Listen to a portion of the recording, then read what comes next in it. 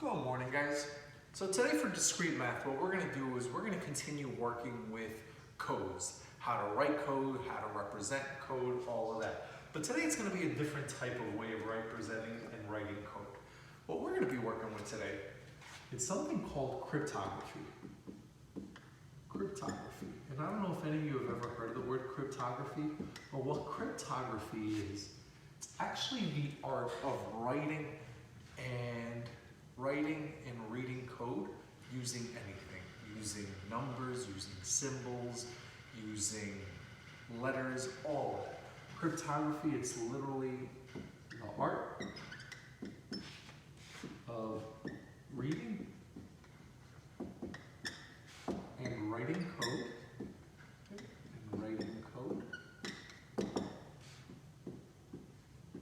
represented by numbers, letters, and symbols. Literally anything.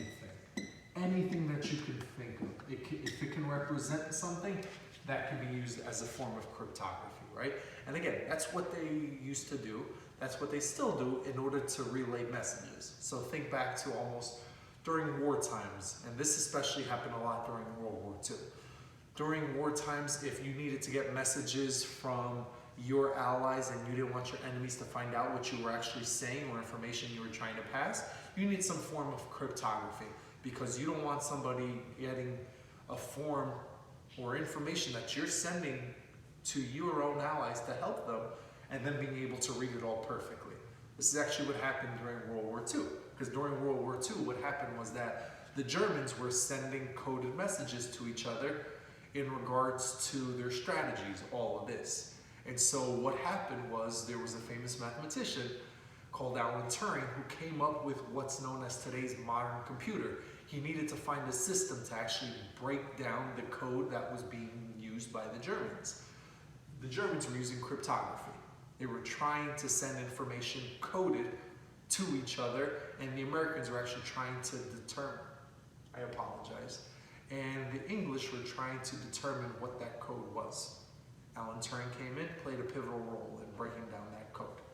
Okay, cryptography, it is extremely important.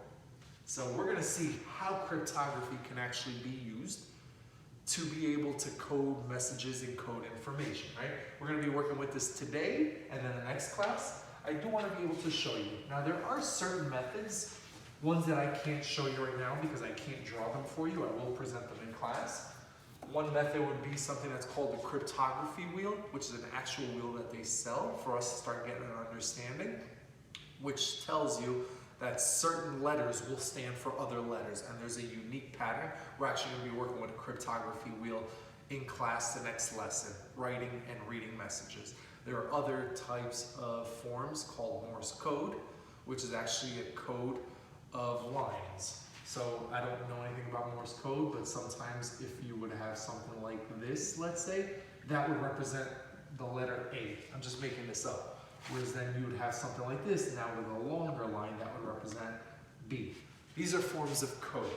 Forms of code that a lot of people don't use nowadays as much as they used to before. But again, that would be another form, Morse code.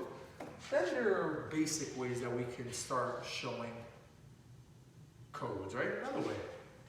Again, it all seems funny, but when people have a code system and you never know what it is, comes to a point where you start breaking information down.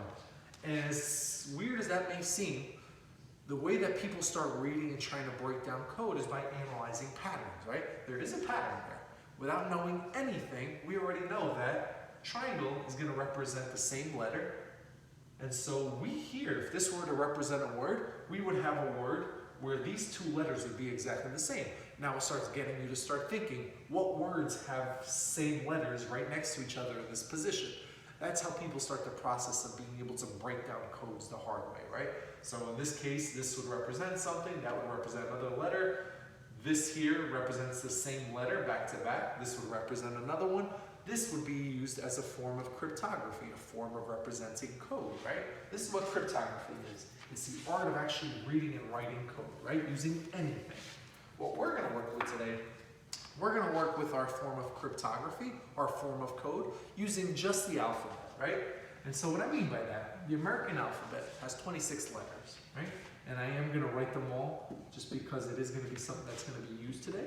A, B, C, D, E, F, G, H, I, J, K, L, M, N, O, P, Q, R, S, T, U, V, W, X, Y, Z.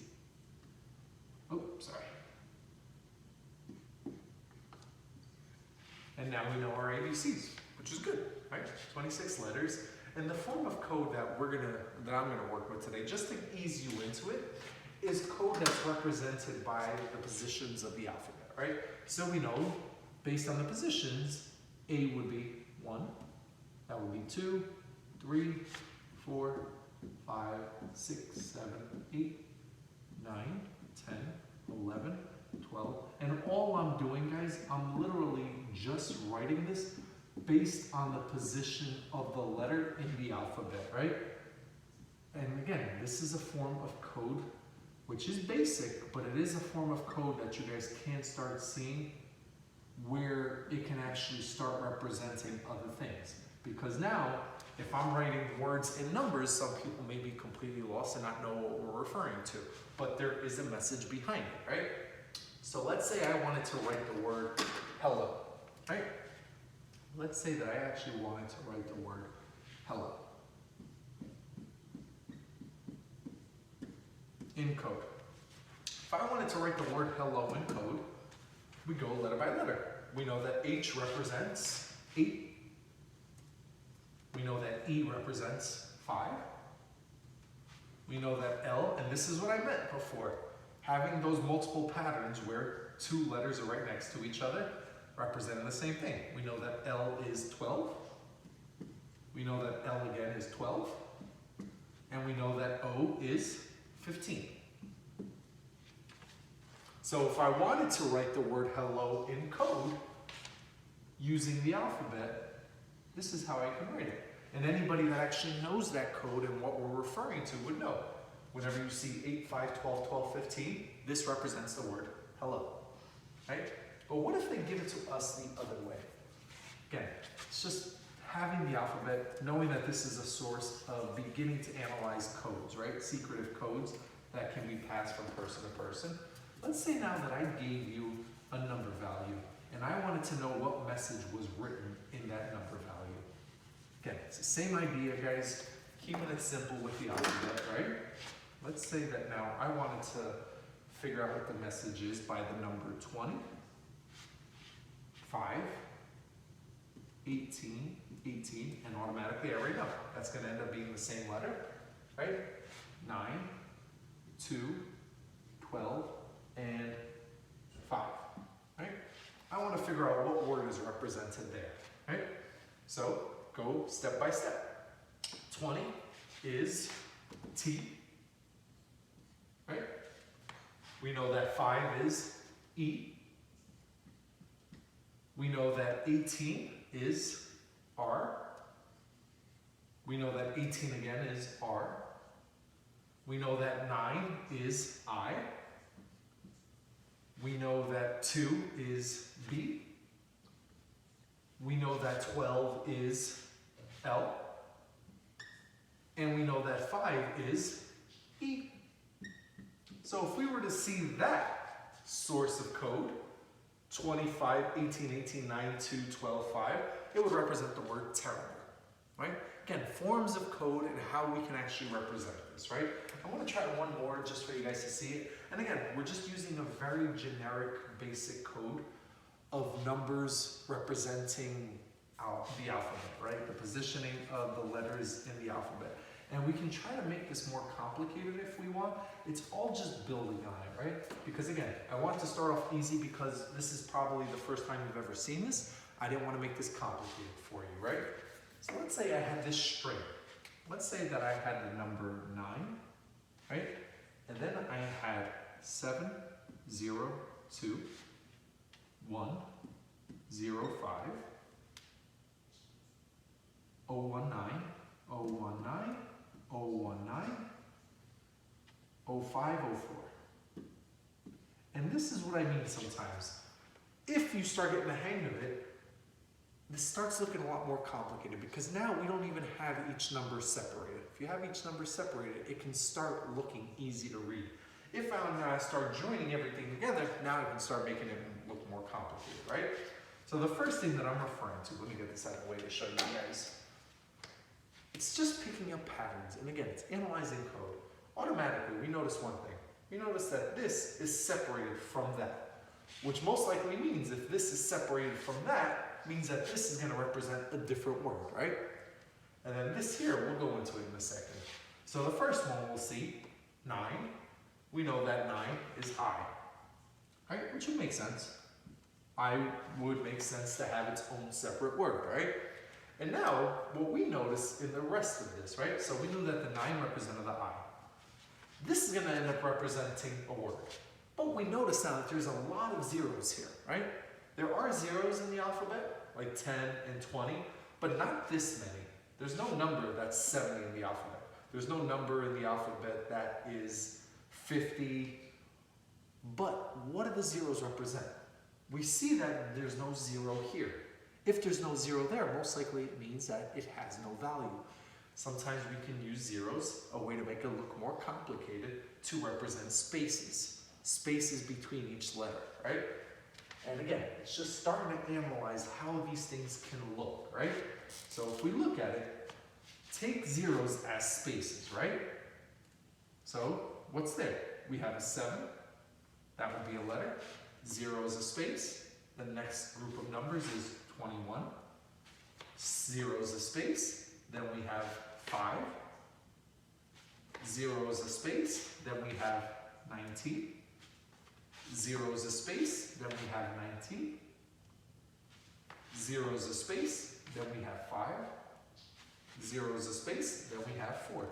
Again, by inputting zeros, you take something that was simple to look at before, now it looks more complicated, but if we know what we're using as our code, it's easy for us to be able to see it, right?